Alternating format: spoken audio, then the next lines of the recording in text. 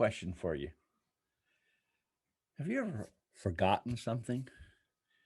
I mean, you just knew that you knew where it was, but now you can't remember? All of us have, haven't we? From car keys to important information. There was a story about a lady who had forgotten where she put an heirloom, and that's really tough. My name's Bob Templeton, and I am a coach with the Locker Room, and I want to talk to you today about supercharging your memory and your learning. Uh, that story about the lady who had forgotten where the heirloom was turned out to be a good ending in that she found the heirloom, but it came to her. And a lot of times that's what happens with our memory.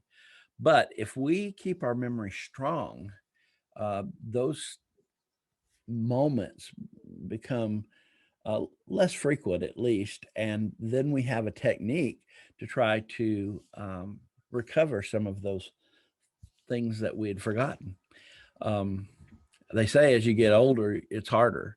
I wouldn't know, but some people, some people really just say that you can't do anything about your memory. I disagree with that. In fact, I think that we need to work on our memory, and that's what I want to talk about today.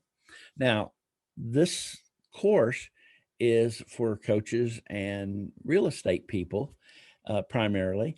And because of that, you might be asking, well, why do I need to be working on my memory and all of those things? And I'd have to say that there's a lot of reasons why you should do that. Number one, you should do it because we need to develop our brain because it's an organ that controls our body and thoughts, which is basically who we are. And that's important to develop. And although it's not a muscle, we need to treat it like so and exercise it on a regular basis. We not only need to exercise it, but feed it well, just like we do our bodies. So, what does this have to do with coaching or selling real estate? Well, if we're if we want to be the best we can and we're not growing, then there's something wrong. We have to be growing and developing personally and professionally too. And with a sharp memory and keen mental facilities, we'll be more confident as we present ourselves in ways that others will want to learn from us and trust us more. When we exercise our brain and learn something new every day, we have more to offer our clients, buyers, and sellers. You just think about this. You have a new agent and they have a buyer's appointment. They talk to the buyer, and as they're talking to the buyer, they know they're interested in one particular subdivision. And as they talk to them, the new agent says to them that the average house sold in this area is, and he gives them a figure.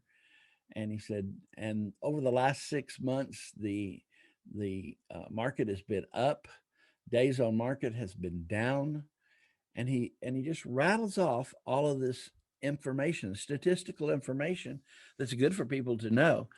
Now, my question is, what do you think that buyer is going to think of this agent? Do you think they're going to think, well, they're young, they don't know what they're doing? No, they're going to be impressed by the things that buyer, that real estate agent knows to inform that buyer what's the best decision they need to make concerning their next purchase. I think that's important. And I think that in that case, too, we know that people are going to um, flock to people who feed them new information. That's very important. We talked about nutrition. Our brains need good nutrition. And Jim Quick talks about 11 brain foods. Well, actually, he talks about 10. I added one because he also mentioned it. But I want to talk a little bit about these brain foods. Now, brain foods are things that are going to help enhance your mental ability and your memory. The first one is avocados. Avocados are high in monounsaturated fats. And again, we talked about the brain being made up of water and fat. So that's important. Blueberries, they protect your brain from excessive free radicals and reduce brain aging. That's important. Broccoli, high in vitamin K, and improves your cognitive functioning and your memory. Coconut oil, medium chain fatty acid, good for your body, good for your mind. Eggs, they improve your memory and boost your brain. And then green leafy vegetables, they're a source of vitamin E, and they also improve memory and reduce brain aging. Number 7 is salmon or sardines, rich in omega 3, which is an essential fatty acid.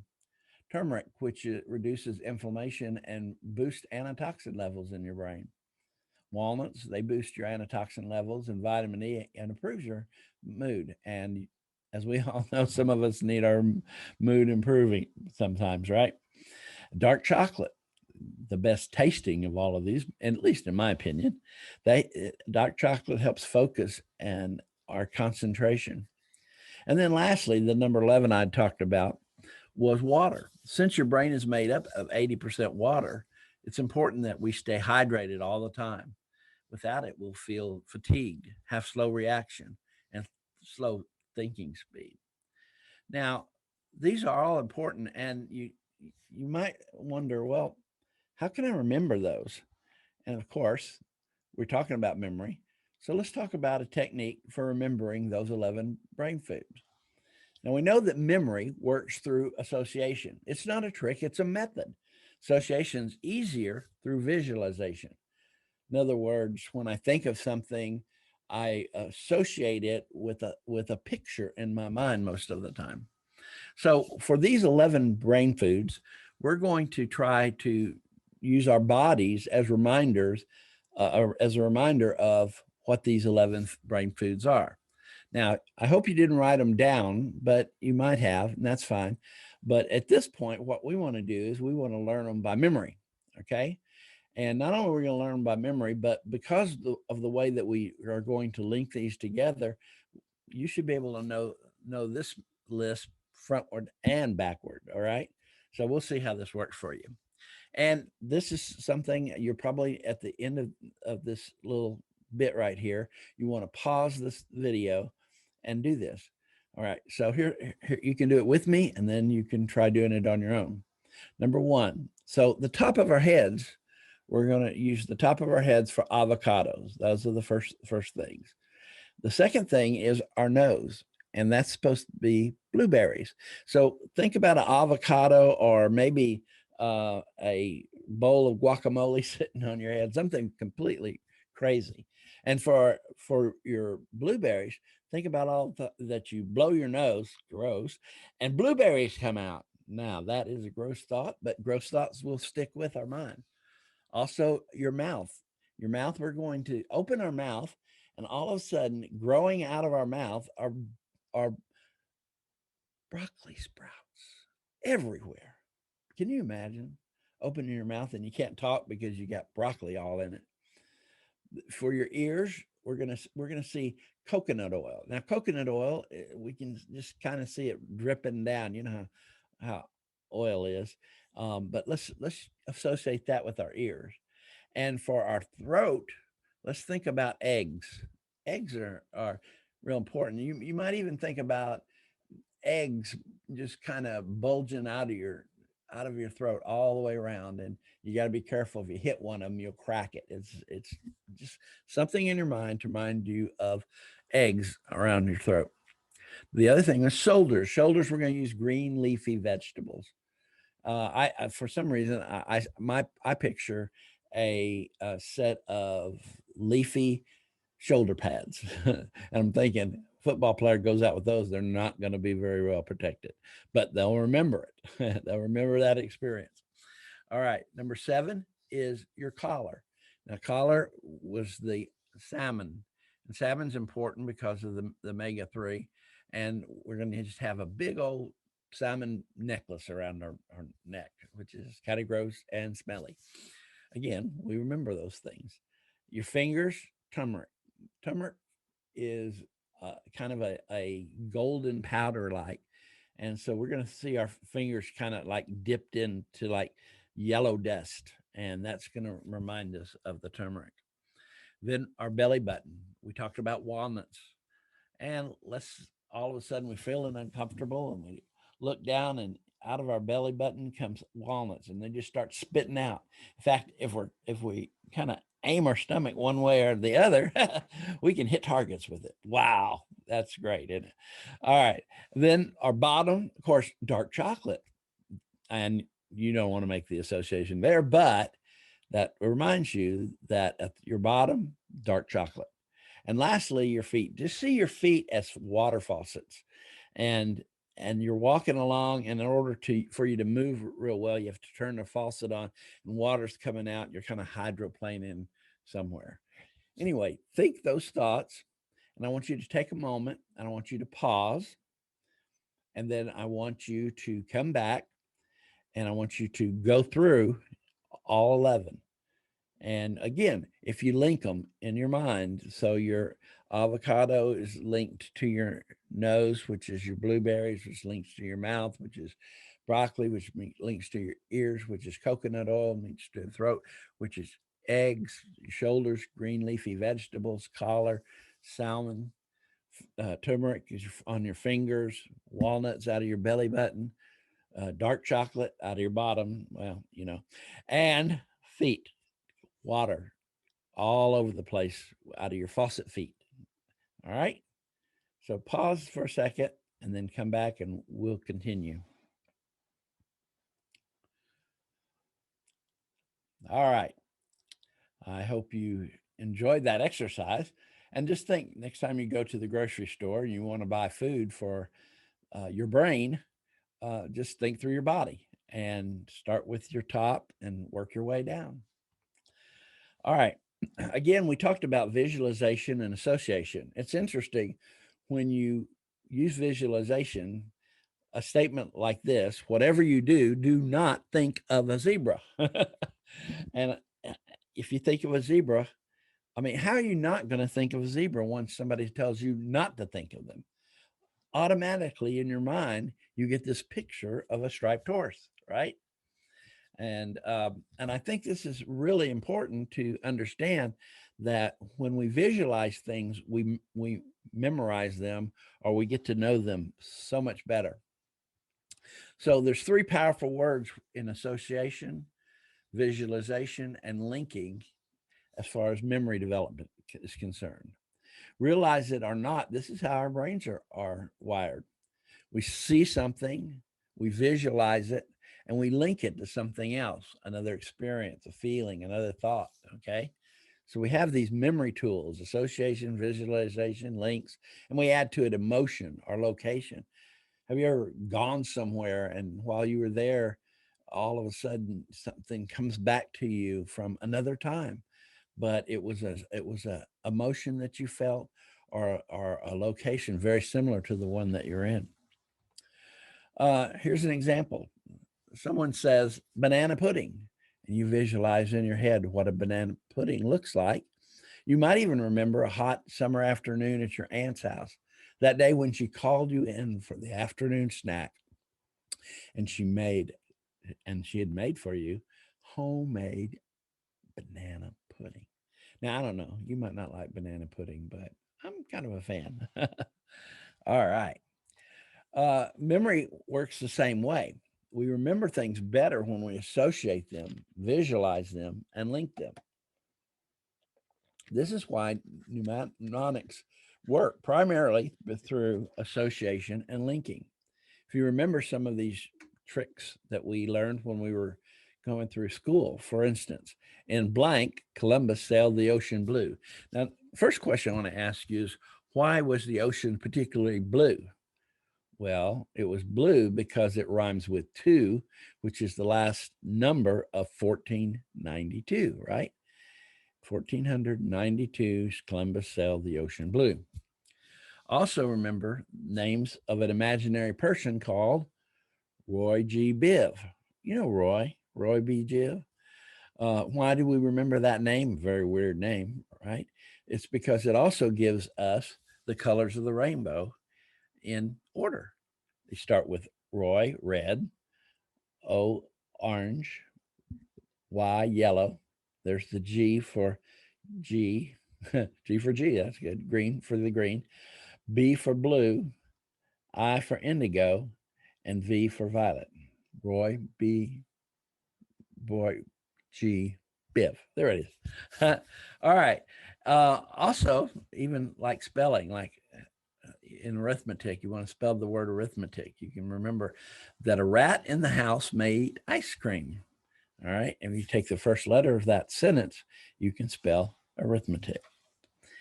So our memory remembers things like that. I remember when I was in college one time, we were memorizing chemistry formulas, and one of them we decided to sing. And so we sang this formula, and I still remember that formula because of the song. Now, I don't even remember what the formula was for sure, but we still remembered it.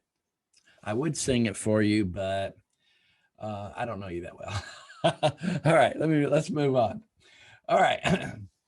Jerry Lucas, a former NBA basketball player and memory expert, he states that in order to remember any new piece of information, it must be associated to something you already know or remember in a ridiculous way. Okay. So, and ridiculous is a prime word in this sentence for him. Let me give you an example. In order to remember the state of Alabama and that the capital of Alabama is Montgomery, he uses this picture. He's got this fella who goes down this alley and a firework goes off, bam. So alley, bam. Okay. And then the guy's starting to run, and he's running up, he's chewing gum. He's running up a mount in a hurry. So it's a Mount Gum hurry for Montgomery. And it makes association there. Now, again, it's ridiculous, but for a lot of people, this is the thing. This is the key thing. The more ridiculous, the more you remember. Seth Godin says that you don't want just to be a cow in the field. You want to be a purple cow in the field. And the reason you want in marketing be a purple cow in the field is because purple cows are noticed. You go home and you say, I saw a purple cow in the field. Now, if I saw a black and white cow in the field, I probably wouldn't mention it when I go home, right? All right. So this is good stuff. There's no such thing as a good memory or a bad memory. There's only a trained memory and an untrained memory. Jim Quick said that. I think that's true. I think a lot of us think, well, I just don't have a good memory. But part of it, the reason we don't have a good memory is because we don't exercise our brains. To improve your memory, you need to remember mom. That's easy. All of us at one point had one. And mom stands for M for motivation. We remember when we're motivated. Now think about that. That makes sense.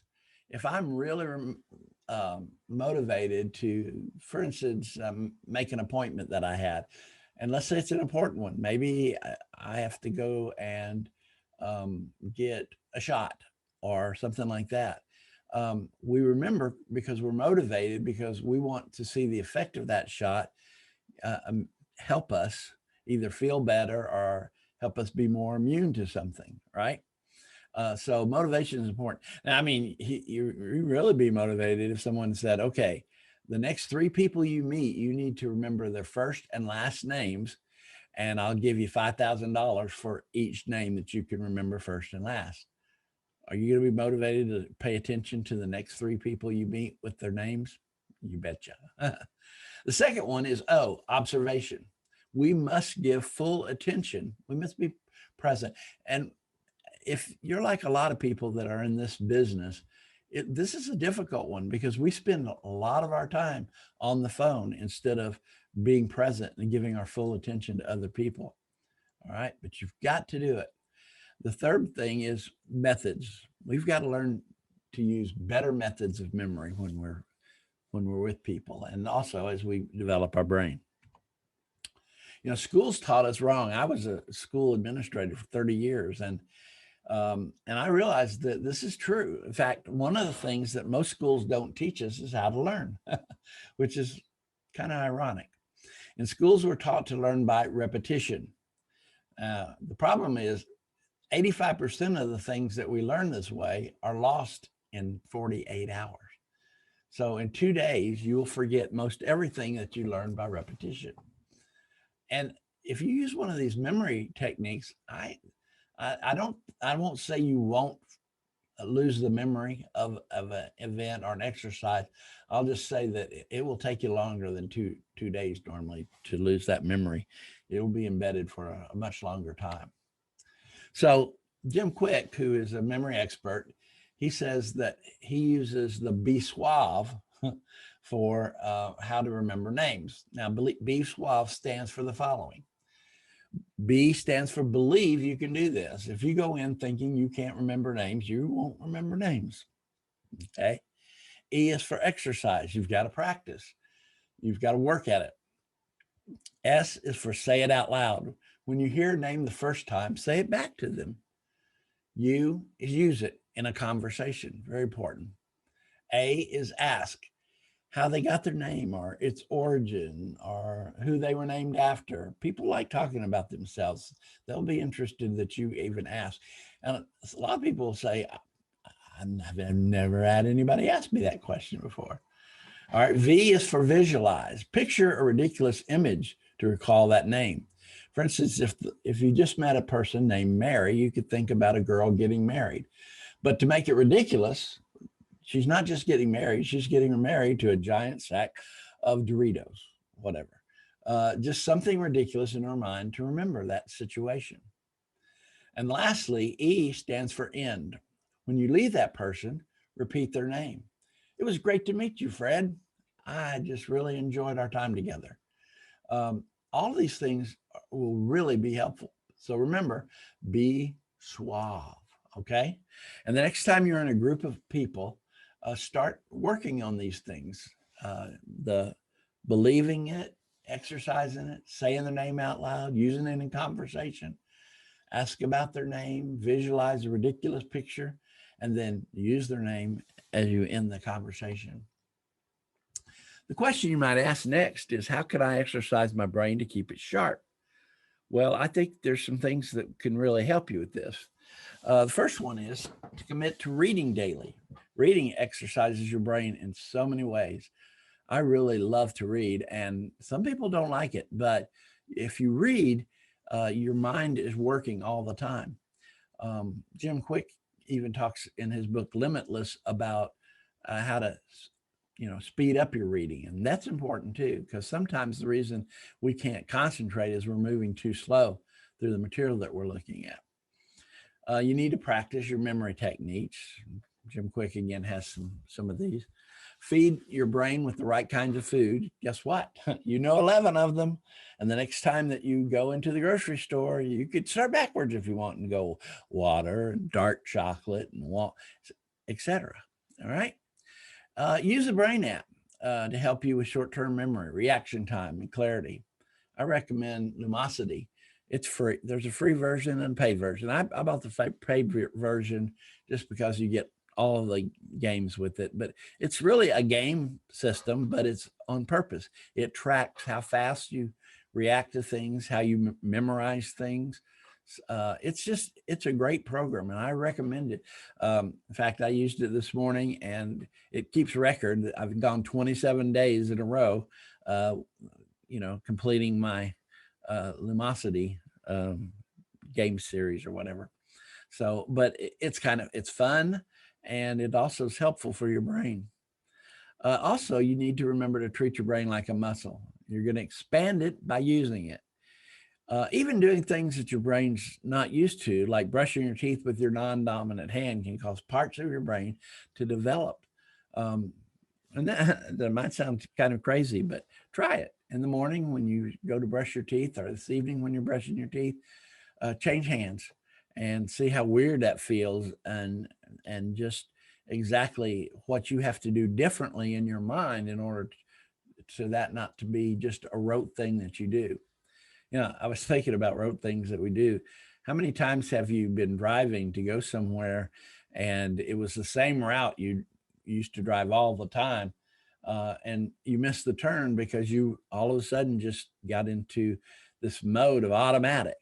And we don't want that with our lives. We need to live a life that's an adventure, that's not just automatic. And this, I really believe these exercises and these things that you do will really help. When we talked about reading's very encouraging because you can learn so much through reading, and in a short time, you can experience what some people took a lifetime to experience. All right, we've got one more exercise, just one more exercise that I want you to do with me, and I want you to get a piece of paper, okay, and I want you to write down these 10 words: airplane, tree, envelope, earrings, bucket, sing, basketball, salami, star, and nose. Okay? Did you write those down? Okay.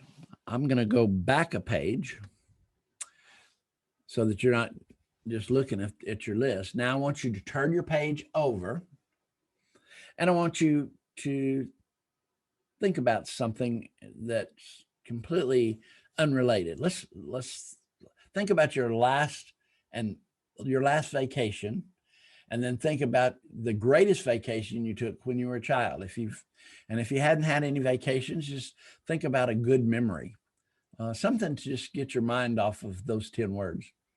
All right. If you want, you can pause the video and then you can come back. But I want you to take this time and try this, okay? By the way, I'll tell you that one of my childhood memories as far as a vacation goes is when we were small, or when I was small.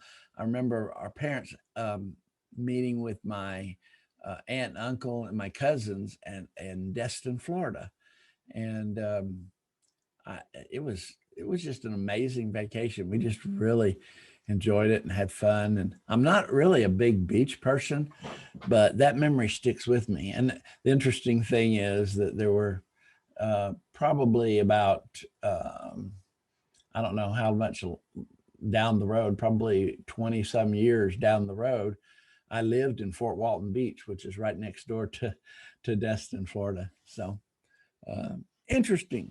All right. Not had anything to do with memory other than that was down my memory lane. All right. So let's go back. All right. And I want you to, well, let's not go back yet. Now, what I want you to do is on the back side of your page that you wrote, remember we had it, you turn that over. I want you to write all the words that you can remember. Can remember. There we go. Now, if you're not finished, just pause this, but I'm going to go on. Here's what I know is that about half, 5 to 7 is pretty normal. If you go over 7, that's really good. But the neat thing about it is I want to show you a way that you can remember these 10 random words and pretty well get 100%. All right. And not just now, but in a couple of days, I want you to drive as you're driving or as you take a pause somewhere. Just think in your mind, what were those 10 words? And here's the exercise we're going to do. All right. All right. I'm going to use association, and I'm going to use ridiculousness. Now, think about this. You need to develop your own story using these words. And by story, I mean walk through your mind each of these words and have them link to the other words in some form or fashion. Okay. I'm going to do mine for you, but like I said, you'll remember yours probably better. All right. We start with airplane. Now, airplane is pretty easy to remember in and of itself. You could have an airplane flying upside down. That would be unusual. You could have an airplane that is like a paper airplane, or you could have even a wooden airplane. But my airplane is going to be a passenger airplane because I want you to kind of visualize with me the storyline. All right. So you have this airplane and it's sitting on the runway. Now, you've got to remember that first word is very important. Okay. So we've got airplane. And all of a sudden, trees start going onto the airplane as passengers. Instead of people, you have passengers that are trees. All right. So that's pretty crazy. And as the trees get to the top of the little steps to get into the airplane, they're greeted by a giant envelope. Now, the envelope is turned sideways. It's got a big old stamp on it and a smiley face. And out off the side of that envelope is a long earring. All right. It's a long earring. And at the bottom of the earring is a handle. And the handle is intertwined inside that earring. All right. And it turns out to be a bucket.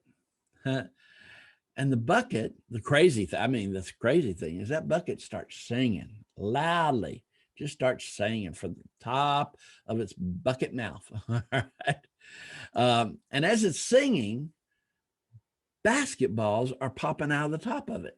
Instead of water, this bucket's full of basketballs. And the basketballs, they kind of can sing too. But anyway, the basketballs go into the first class section.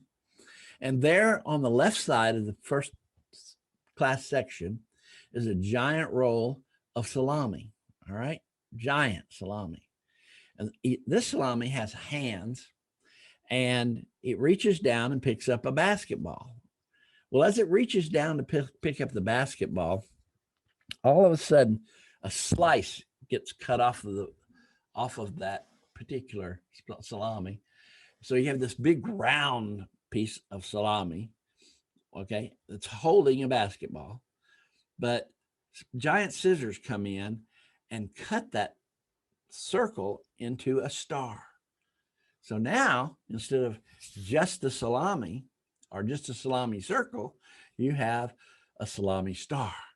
And the star, because he's a star and because he's good at everything, because he's a star, all right, he picks up the basketball and shoots it across the aisle into a giant nose whose nostril is up and the basketball, and he's alternating left nostril, right nostril, left nostril, right nostril. Crazy, huh? All right. Now, I'm about ready to wrap this thing up. But what I want you to do is I want you to think of your own story, or if you want to use this one, it's fine. But I want you to, in about probably 15 or 20 minutes, I want you to take a clean sheet of paper and be completely away from where you had done this exercise previously, and see how many of the words you can remember through this story technique. Stories, linking, association, visualization, and as Jerry Lucas says, ridiculousness. All right. Now, all those things I think will really help you as you memorize random names and random things that you need to know. But even if you don't need to know it, it's a good exercise for your brain. All right, I'm going to go back and look just again. Remember what we're committing to. We're committing to reading, practicing memory techniques, feeding your brain the right kind of foods, all 11 of them. We're going to look into a brain app, whether it be Lumosity or another one, all right? And then we're going to start treating our brain like a muscle and expand it by using it, okay? It's important. I think, you think about it, I think I read the statistic, there are 16 million Americans taking care of people with Alzheimer's. And I'm not saying that all of those could have been stopped, but that a lot of those could have been helped through a memory exercise plan earlier on in their lives. And I'm not saying again that there's some kind of medical miracle here, but I'm saying that this is important for all of us to work on and to really expand where we are. I think people will be surprised, and I think you will feel better about yourself because you'll quit forgetting those names and quit forgetting those things that are hard to remember.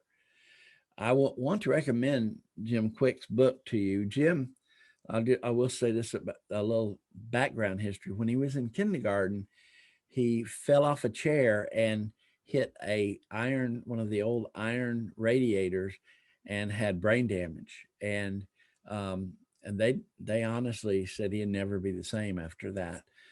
He struggled to read. He struggled in all these areas of his life, but he overcame by exercising and practicing and doing things, sometimes over and over and over and over again, in order for it to stick with his mind.